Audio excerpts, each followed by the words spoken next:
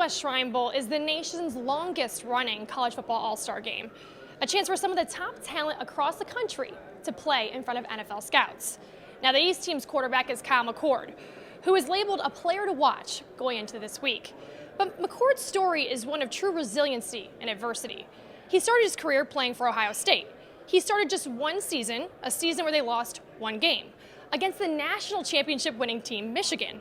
But head coach Ryan Day essentially kicked him to the curb.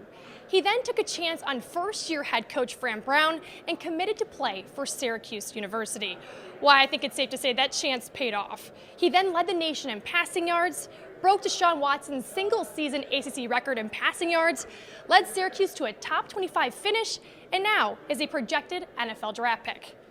I got a chance to sit down with Kyle ahead of the Shrine Bowl to talk about the adversity he faced and how it has made him into the player he is today.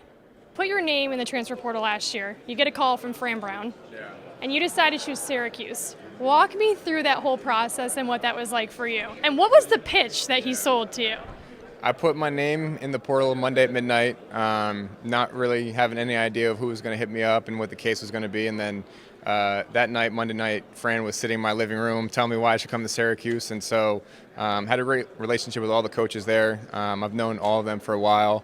And then just a chance to go to Syracuse, throw the ball a ton, and have an opportunity to change the program and get it back to what it once was. So it was a lot of guys that I grew up playing with, so it was a lot of fun. So you guys have a top win over Miami. What was that like? You brought life back to Syracuse, New York. What was that day like? Take me through the highs, the lows of that day and what it meant to you.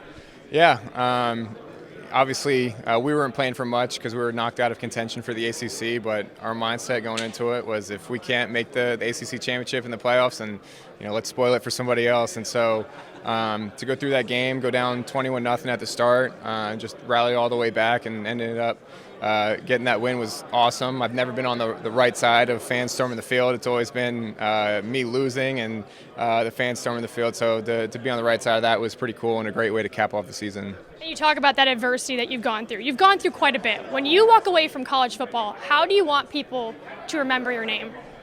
I think just a competitor. I think going from two schools, won 11-1 at Ohio State and then 10-3 at Syracuse, won at both stops, and so just to be a competitor. And my last question that I have is that you're surrounded by a lot of Syracuse guys here today. What is it like to play one more time with the guys that you spent this entire season with here at the Shrine Bowl? Yeah, I'm hoping by the grace of God maybe that me and Arande or Jackson get paired up on the same team at the next level, so we'll see. But it's been a lot of fun just to see the journey that we've all made in the past year. Obviously, if you're here, you've had to have success. So seeing everybody do their thing during the season and to get an opportunity to come here and put on that helmet one last time, that means a lot. Well, the Shrine Bowl is set to take place this Thursday in AT&T Stadium, the home of the Dallas Cowboys. Kickoff is set for 7 p.m. Reporting for Game On Sports Network, I'm Morgan Alexander.